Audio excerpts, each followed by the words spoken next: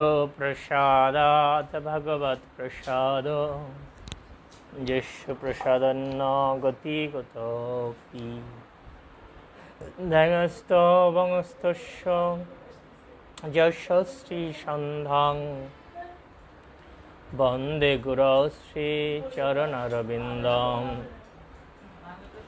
नमो ॐ विष्णुपदाय कृष्णप्रेष्ठाय भूतले श्रीमते भक्तिवेदान्त स्वामिनिति नामिने नमस्ते सरस्वती देवे गौरवाणी प्रचारिणे निर्विशेषशून्यवादी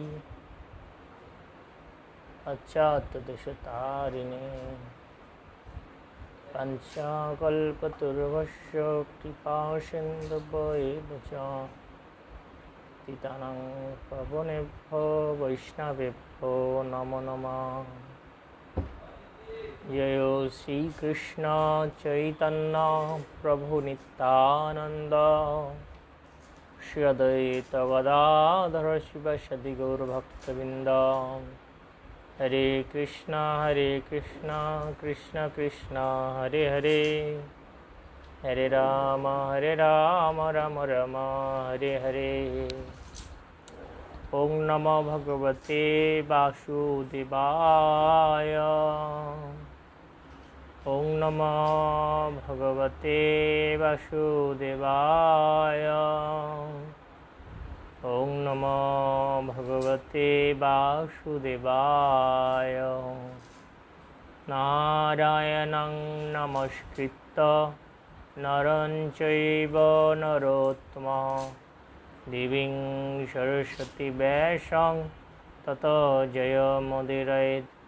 अखं करति वाचलं पंगुलंगायतेग्रीं यत्कृपात्महं वन्दे परमानन्दमाधवं।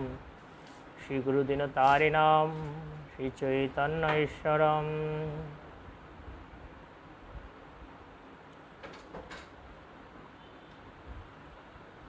हरे कृष्ण। श्रीमद् भागवतम तृतीय स्कंद द्वितीय अध्याय श्लोक नंबर 9।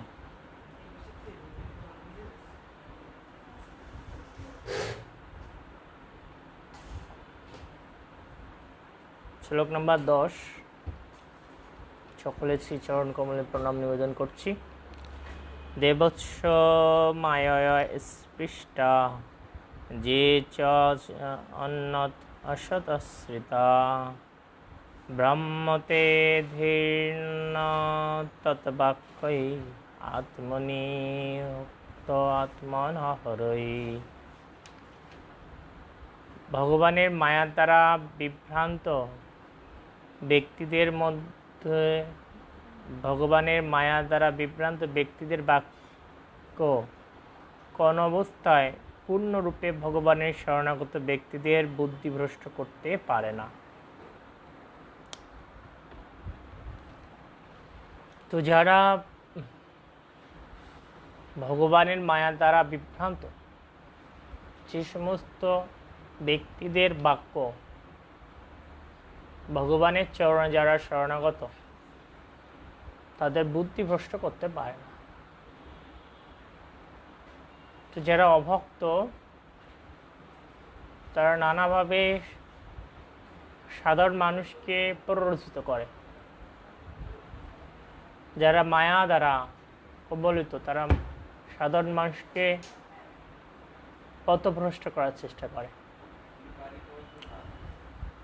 আর যাদের ভগবানের প্রতি সুদৃঢ় ভক্তি নেই তারাও এই সমস্ত মায়াগ্রস্ত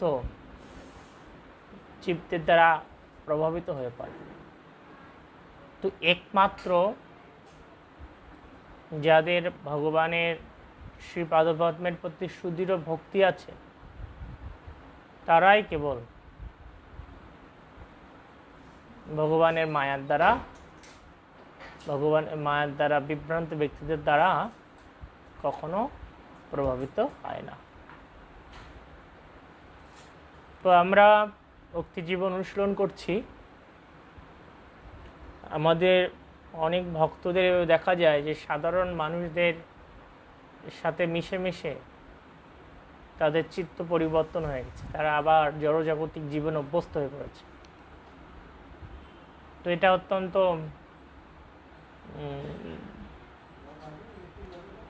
ভয়ঙ্কর বিষয়, কারণ এটা সুন্দর ভক্তি জীবন ত্যাগ করা। কিন্তু যারা ক্ষুদ্র ভক্তি অর্জন করতে পারে না, তারাই একমাত্র এভাবে বিভ্রান্ত হয়ে পড়ে। তো এক্ষেত্রে আমাদের করণীয় হচ্ছে ঐকান্তিক ভাব সহকারে ভগবানের পাদপদ্মের শরণাগত থাকা।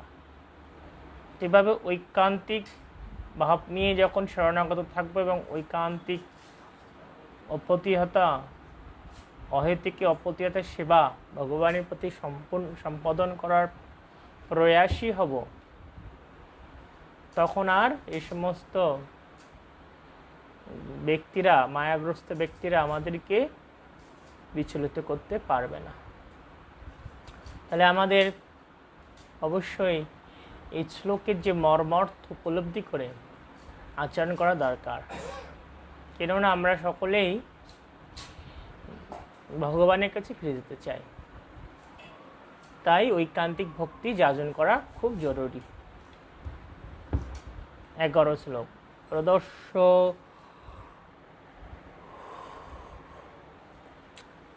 অতপ্ত তাপসম অবিতৃপ্ত দৃশ্যম দীনাম আদয়ন্ত অধাত যতু সবিত্তম লোকলোচনম।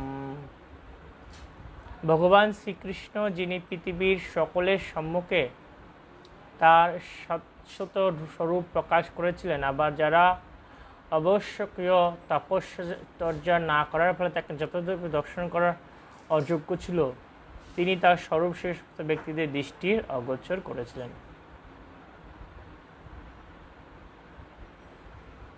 তো ভগবান শ্রীকৃষ্ণ যখন এসেছিলেন,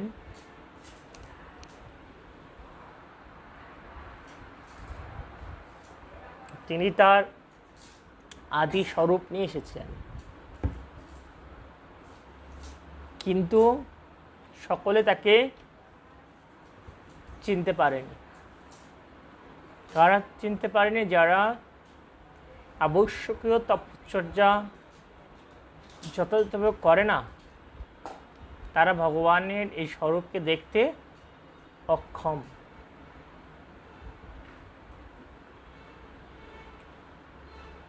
ভগবান শ্রীকৃষ্ণ ভগবদ্গীতায় বলেছেন, নাহম প্রকাশম, আমি সব জায়গায় প্রকাশিত হই না। মূঢ় এবং মায়াবদ্ধ ব্যক্তিদের কাছে তিনি নিজেকে যোগমায়া সমাবৃতম, যোগ মায়ার দ্বারা নিজেকে আবৃত করে রাখেন। কিন্তু ভগবান কার কাছে নিজেকে প্রকাশ করেন? ভক্তের কাছে। যে ভক্ত ঐকান্তিক ভাব নিয়ে তপশ্চর্যা করে, কৃষ্ণের সেবায় যুক্ত হয়, তাদের কাছে ভগবান নিজেকে প্রকাশ করেন। কিন্তু যারা শরণাগত হয় না, তাদের প্রতি বহিরঙ্গ শক্তি মহামায়া প্রভাব বিস্তার করে এবং তাদেরকে আরও অজ্ঞতার অন্ধকারের দিকে ঠেলে দেয়।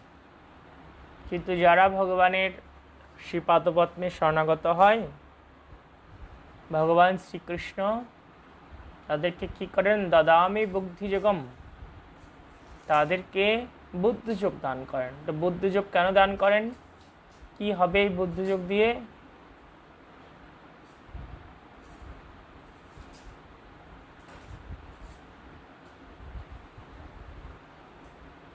তং যেন মামোপজান্তিতে,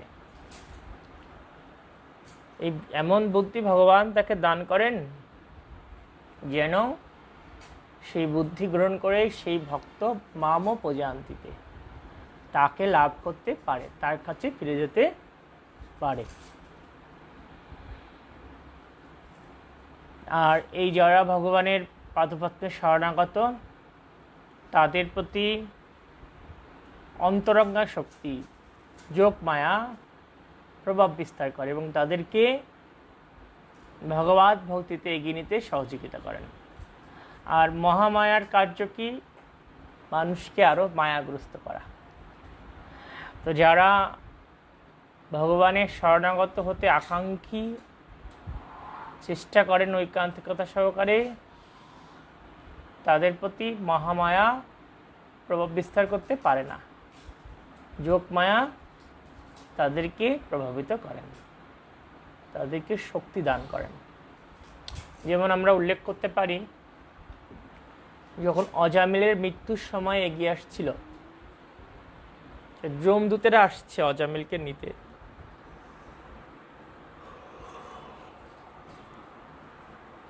অত্যন্ত বিবস্ব বিকট চেহারাধারী যমদূত 3 জন এসেছে, কিন্তু অজামিল মৃত্যুর সময় নারায়ণ নারায়ণ বলে বলে রাখছিলেন। তো এই ডাক বৈকুণ্ঠ অধিপতি ভগবানের কাছে পৌঁছে গিয়েছিল। তাই ভগবান কি করেছিলেন? তিনি তার দূত বিষ্ণুদূত পাঠিয়েছিলেন অজামিলকে রক্ষা করার জন্য। তো বিষ্ণুদূত এসে সেই স্থানে যমদূতকে পরাজিত করে অজামিলকে রক্ষা করেছিলেন। তো এখান থেকে শিক্ষণীয় বিষয় হচ্ছে যে যখন কেউ ভগবানের শরণাগত হয়, তখন ভগবানের অন্তরঙ্গ শক্তি যোগ মায়া তাকে আশ্রয় দান করেন, তাকে সহযোগিতা করেন কৃষ্ণ ভক্তিতে উন্নতি করার জন্য।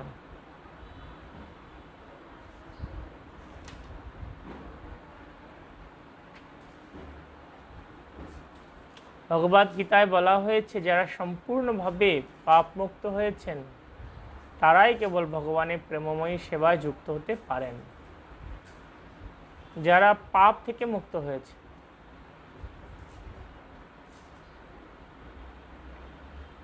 তারাই কেবল ভগবানের শরণাগত হওয়ার সুযোগ পান। তো যারা ইতিমধ্যে ভগবানের শরণ গ্রহণ করেছেন তারা অত্যন্ত সৌভাগ্যবান। তো যারা শরণাগত হতে পারছে না তারা অত্যন্ত পাপী, যার ফলে তারা শরণাগত হওয়ার সুযোগ পাচ্ছে না। কিন্তু এই সমস্ত ব্যক্তিদের উপরে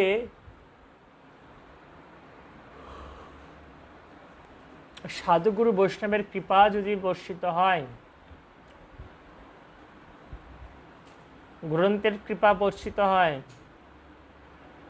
হরিনামের কৃপা বর্ষিত হয়, তখন আর মহামায়া সেই ভক্তের প্রতি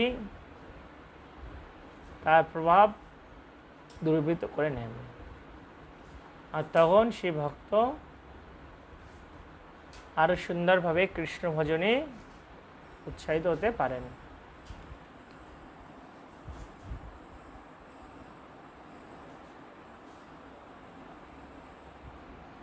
শ্রীল প্রভুপাদ এখানে বলছেন, ভগবান যখন প্রকট ছিলেন তখন তাকে যথাযথভাবে দর্শন করার ফলে যারা তাদের সমস্ত জোর আকাঙ্ক্ষা সমূহ তৃপ্ত করতে পেরেছিলেন তারা তার সঙ্গে তার ধামে ফিরে যেতে সক্ষম হয়েছিলেন।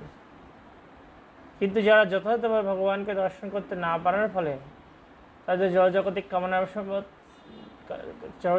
কামনা বাসনার প্রতি আসক্ত ছিল, তারা ভগবত ধামে ফিরে যেতে পারেনি। তো যারা বাসনা আছে, যাদের হৃদয়ে বিভিন্ন বাসনা, তারা ভগবত ধামে যেতে পারে না।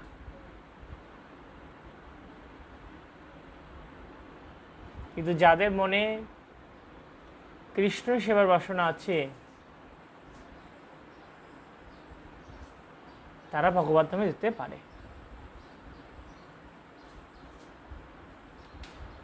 যতমর্ত্য তলীলাপয়কম সুযোগ মায়া বলং দর্শয়িতা গৃহীতাম বিশ্ব ইষ্মাপনম শিষ্য চ শোভগন্ধে পরম পরম পরম ভূষণ ভূষণাঙ্গম। ভগবান এই জড়জগতে তার যোগ মায়া বলে আবির্ভূত হয়েছেন। তার লীলার উপযোগী, তার নিত্য শাশ্বত রূপে তিনি এসেছেন। সেই লীলাসমূহ এতই মনোরম যে তাতে ঐশ্বর্য মদে গর্বিত সকলের, এমনকি বৈকুণ্ঠ অধিপতি ভগবানের বিষ উৎপাদন করে। তাই ভগবান শ্রীকৃষ্ণের চিন্ময় দেহ সমস্ত ভূষণের ভূষণ স্বরূপ। তো ভগবান এই জগতে এসেছেন সেটা বর্ণনা করা হচ্ছে তার শাশ্বত রূপে। তো ভগবানের এই রূপও বৈকুণ্ঠের যে অধিপতি নারায়ণ তাকেও বিস্মিত করে। এত সুন্দর ভগবানের রূপমাধুরী, এত আস্বাদনীয়।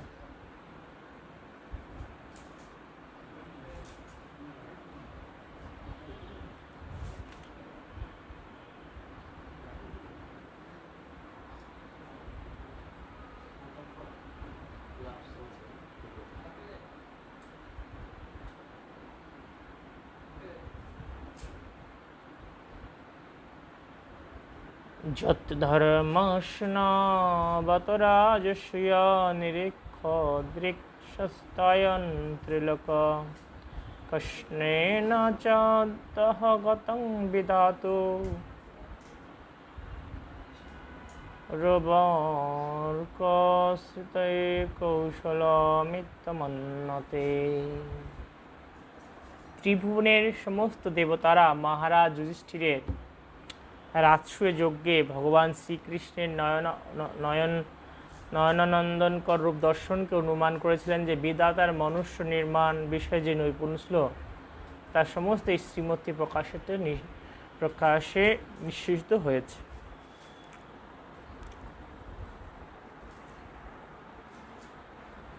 তো এখানে দেবতারা ভেবেছিলেন যে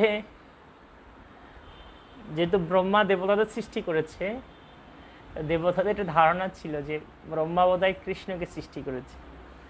তো তারা যখন শ্রীকৃষ্ণের এই সুন্দর রূপ দর্শন করেছিলেন তখন তারা ভাবছিলেন যে এই রূপটা বিধাতা যে এই জগতে মানুষ সৃষ্টি করার জন্য যে নৈপুণ্য, যে শক্তিমত্তা, যা কিছু তিনি লাভ করেছিলেন তা এই একজনকে তৈরি করতে নিঃশেষ হয়ে গেছে। মানে এই শ্রীকৃষ্ণ এত সুন্দর দেখতে যে তাকে তৈরি করার ফলে সব নিশ্চিত হয়ে গেছে। অ্যাকচুয়ালি শ্রীকৃষ্ণের রূপ অত্যন্ত সুন্দর, অত্যন্ত মনোমুগ্ধকর।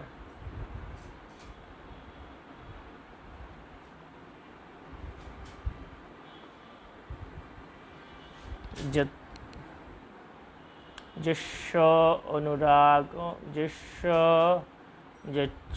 অনুরাগ পুলত হর্ষরাস লীলায় অবলোক প্রতিলব্ধমানা ব্রজ স্ত্রিয় দৃগ্ভি অনুপ্রবৃত্ত ধিয় বস্তু কিলকৃত শেষা।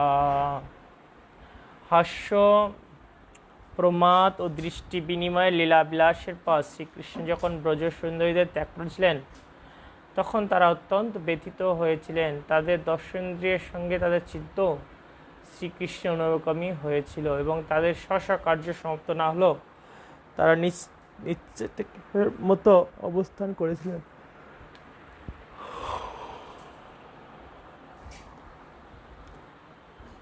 হরে কৃষ্ণ। তো এখানে ভগবান শ্রীকৃষ্ণের একটা মহিমা বলা হচ্ছে যে তার হাস্য, প্রমাদ ও দৃষ্টির এত সুন্দর ছিল যে সমস্ত ব্রজসুন্দরীরা তাতে বিমোহিত হয়েছিলেন। কিন্তু শ্রীকৃষ্ণ আরও কত সুন্দর, তাই তিনি কি করেছিলেন, যে তিনি তাদেরকে ত্যাগ করে অন্য জায়গায় চলে গিয়েছিলেন। এর মাধ্যমে ভগবান শ্রীকৃষ্ণ তিনি বোঝাতে চেয়েছেন যে আমি আসলে কোনো কিছুর প্রতি আসক্ত না, আমি সমদর্শী, সকলের প্রতি সমভাবাপন্ন। কিন্তু যে ভক্ত ভক্তি সহকারে আমার সেবা সম্পাদন করে আমি তা প্রীতি সহকারে গ্রহণ করি।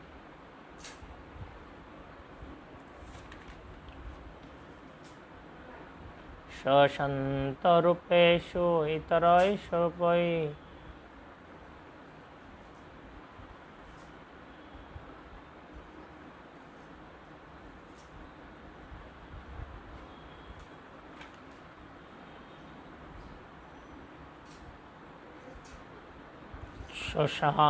সশান্তরূপেষু ইতরৈঃস্বরূপৈ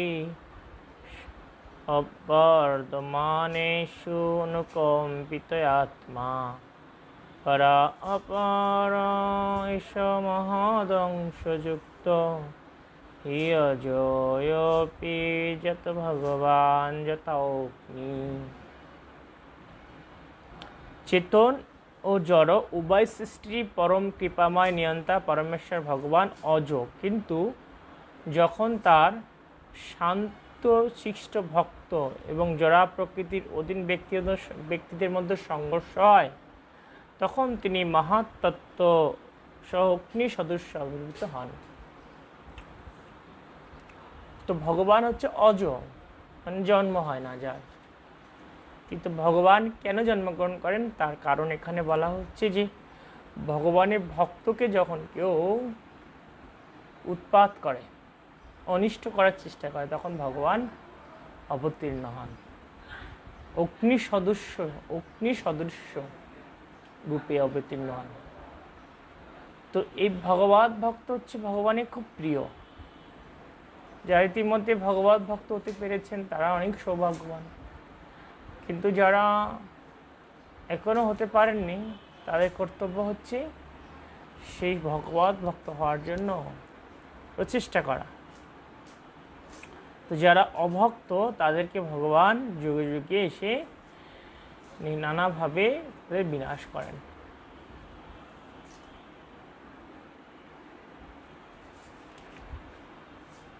মাম খেদয়তি এততজস্য জন্ম বিড়ম্বনম যত বসুদেব গেহে ব্রজে চ বাসরি ভয়াৎ ভদ্র ইব স্বয়ং পুরাণ।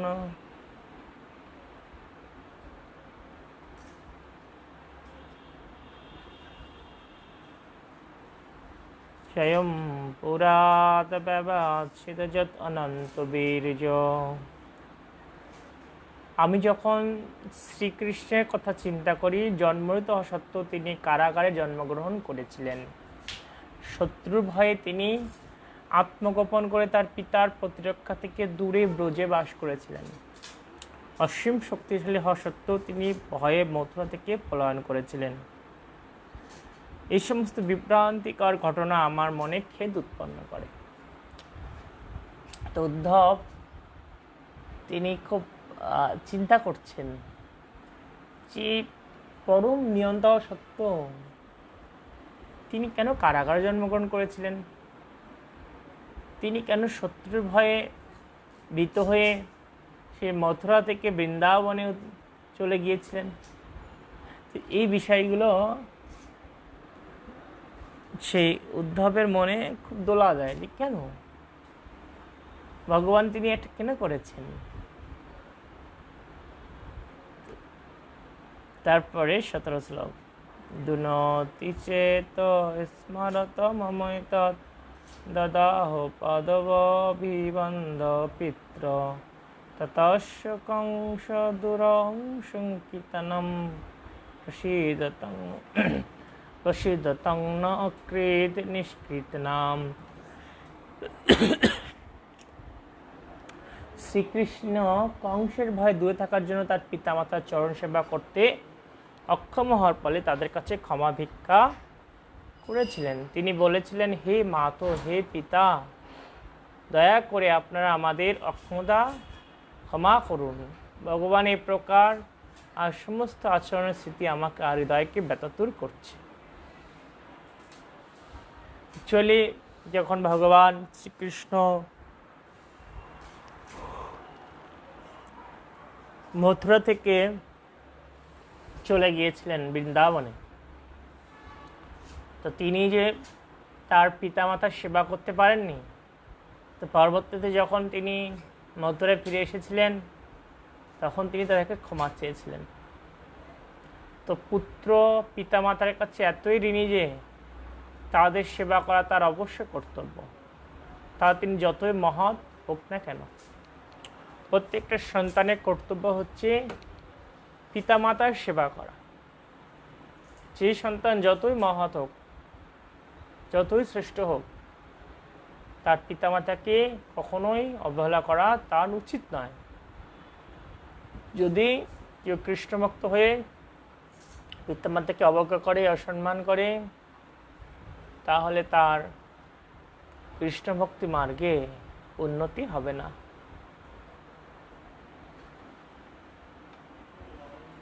তো ভগবানকে নিয়ে যখন বসুদেব যমুনা পার হচ্ছিলেন, এই গভীর রাত্রে পার হয়ে যাচ্ছিলেন বৃন্দাবন অভিমুখে, তো তখন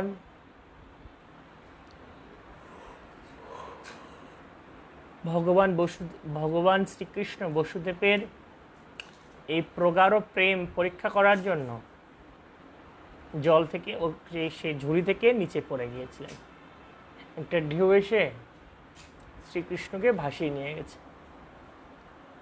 তো যখন শ্রীকৃষ্ণকে নিয়ে গেছে তখন কংস পাগল প্রায় হয়ে গেছে, চারিদিকে খুঁজছে,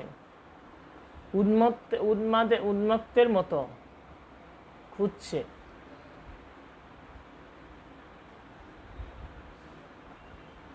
তো ভগবান দেখেন তার ভক্ত তাকে কতটুকু প্রীতি সহকারে সেবা সম্পাদন করে। তো এই প্রীতি সহকারে যখন ভক্ত সেবা সম্পাদন করে তখন ভগবান তার কাছে বন্দী হয়ে যান। কিন্তু যখন ভক্তের ভগবানের প্রতি প্রীতি ভাব না থাকে তখন ভগবান দূরে থাকেন। তো এখানে একটা গুরুত্বপূর্ণ বিষয় হচ্ছে যে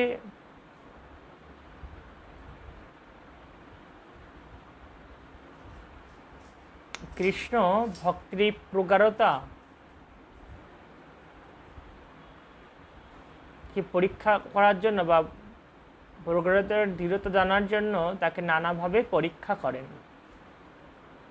যেমন এখানে বসুদেবকে তিনি পরীক্ষা করেছিলেন, যে তিনি জলে পড়ে গিয়েছেন, বসুদেবের কি ভাব হয় সেটা তিনি দেখার চেষ্টা করেছিলেন। তো বসুদেব কৃষ্ণকে মানে পড়ে গিয়েছে, এই জন্য বসুদেব পাগলের মতো হয়ে গেছে, উন্মুক্তের মতো। তো আমরা কতটুকু কৃষ্ণকে ভালোবাসি সেটা কৃষ্ণ নানাভাবে পরীক্ষা করেন। যে আমার গৃহকে আমি বেশি ভালোবাসি নাকি গুরু আশ্রমকে বেশি ভালোবাসি, আমি আমার দেহকে বেশি ভালোবাসি নাকি কৃষ্ণকে বেশি ভালোবাসি।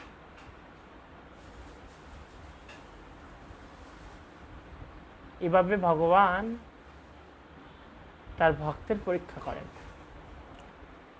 তো পরীক্ষায় যখন ভক্ত উত্তীর্ণ হন তখন ভগবান তার হয়ে যান এবং সেই ভক্ত শুদ্ধ ভক্তির স্তর লাভ করেন।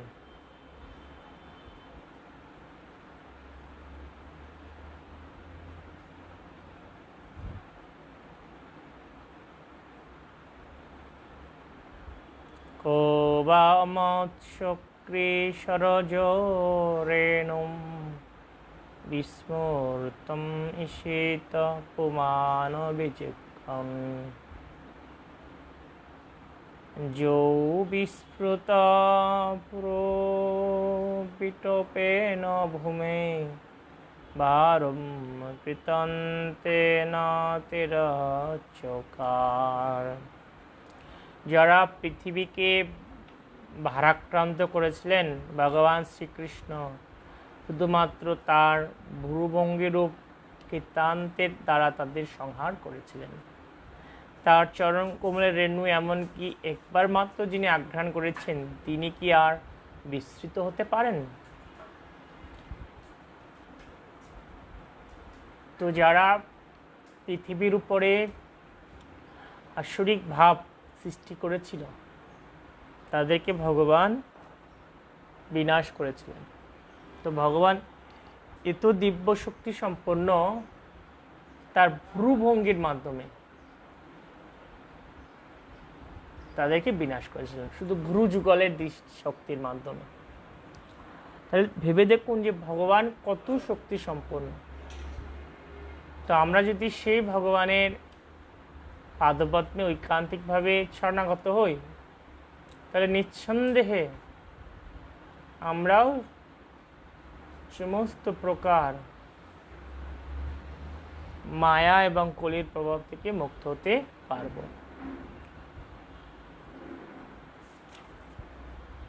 দৃষ্টা ভবদ্ভিননুরাজস্বে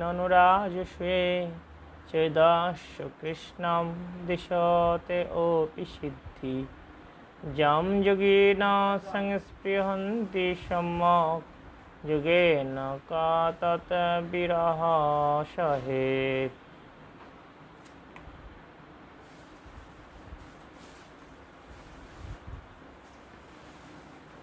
আপনি নিজেও দেখেছেন কিভাবে চেদিরাজ কৃষ্ণ বিদ্বেষী হওয়া সত্ত্বেও যোগীরা সম্ভোগ চোখ অনুশীলন করার পর যে সিদ্ধি বাঞ্ছা করেন সেই সিদ্ধি লাভ করেছিলেন। তার বিরহ কে সহ্য করতে পারে? যে শিশুপাল যখন জন্মগ্রহণ করেছিল তখন থেকেই তার মা জানতে পেরেছিল যে কৃষ্ণের হাতেই শিশুপালের মৃত্যু হবে। কুণ্ডল সহ জন্মগ্রহণ করেছিল শিশুপাল। তো একটা জ্যোতিষী ভবিষ্যৎবাণী করেছিল যে যার দর্শনে কুণ্ডল খুলে পড়বে সেই হবে তার মৃত্যুর কারণ। তো শিশুপালের মা ছিল শ্রীকৃষ্ণের মাসি।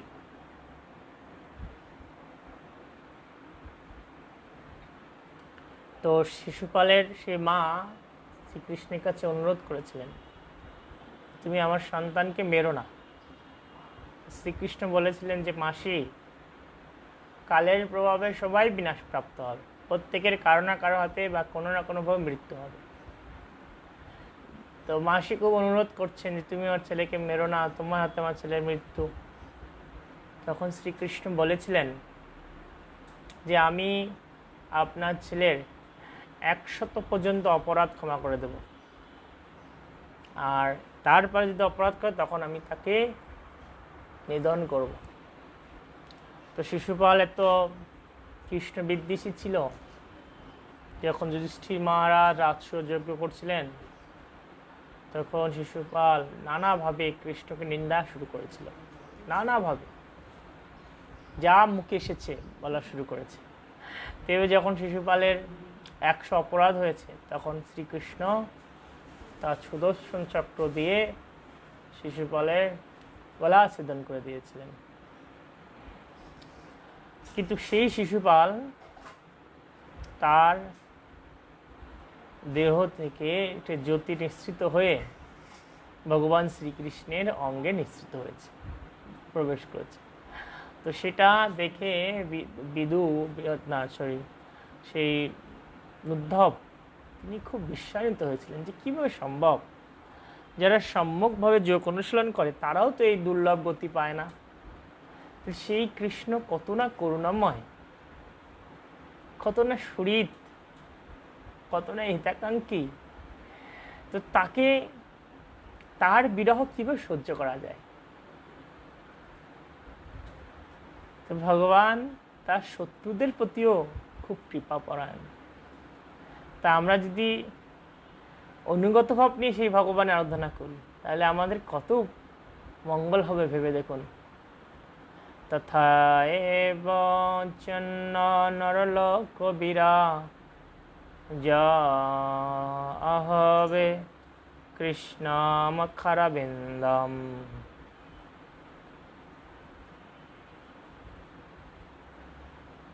নেত্রৈ পিবন্ত নয়নাভিরামম পার্থ অস্ত্রপতঃ পদম আপোৎস।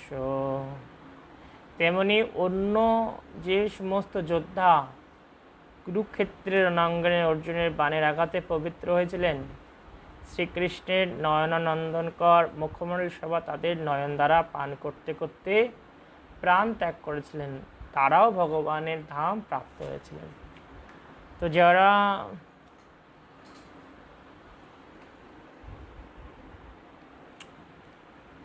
যারা এই যে কুরুক্ষেত্রের যুদ্ধে শ্রীকৃষ্ণকে দর্শন করে মৃত্যুবরণ করেছিল, তারাও অপ্রাকৃত জগতে প্রবেশ করার সৌভাগ্য অর্জন করেছিল। কৃষ্ণের সাথে শত্রুতা হেতু কৃষ্ণের বিরোধী হয়ে যুদ্ধ করছে, তারপরও তারা সেই অপ্রাকৃত জগতে প্রবেশ করার সুযোগ লাভ করেছিল।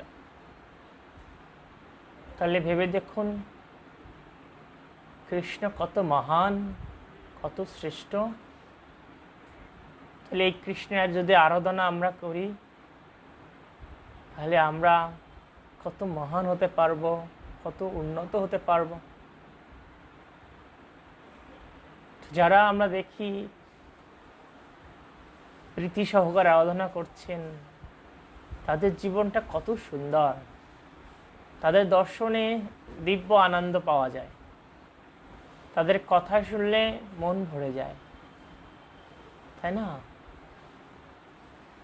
তাদের ব্যবহার খুব সুন্দর। তাহলে তারা এই গুণগুলো কোথায় পেয়েছে? তারা এই গুণগুলো পেয়েছেন কৃষ্ণের কাছ থেকে, যেহেতু তারা কৃষ্ণের আরাধনা করেন। আর কৃষ্ণ হচ্ছেন সব থেকে সুন্দর, তাই তারা কৃষ্ণেরকে ভালোবাসার মাধ্যমে সেই সদ্গুণগুলো তারা অর্জন করার সৌভাগ্য অর্জন করেছেন। ঠিক আমাদের ক্ষেত্রে একই রকম হবে। আমরাও যদি ঐকান্তিক ভাব সহকারে তার সেবা করি, তার নির্দেশ পালন করি,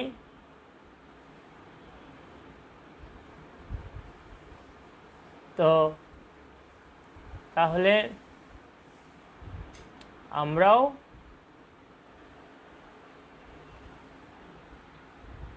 তার কাছে ফিরে যেতে পারবো, আমরাও তার করুণা পেতে পারবো। স্বয়ং তো অসম্মাতিশয়ত্রিয়দিশ স্বরাজ্যলক্ষ্মী আপ্তসমস্ত কাম বলিম হরৎপিচিরলোকপালয় কিরীট কুটি এরিত পাঠপীঠ।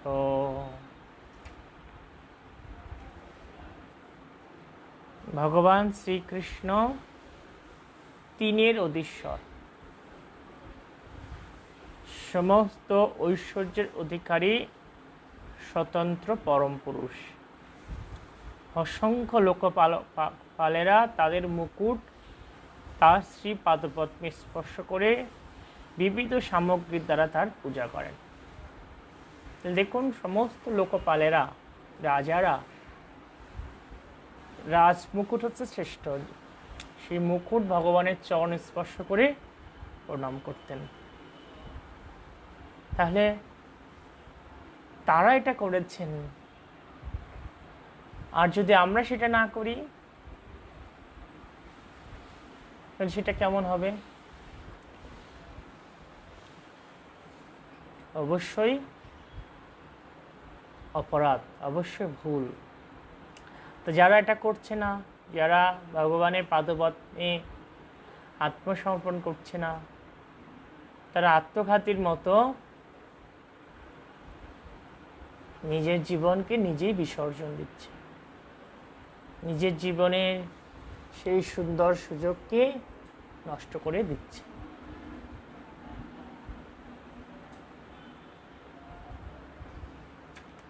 তো আজকে আমরা 21 নম্বর শ্লোক পর্যন্ত শ্রবণ করলাম, কালকে 22 থেকে শ্রবণ করব।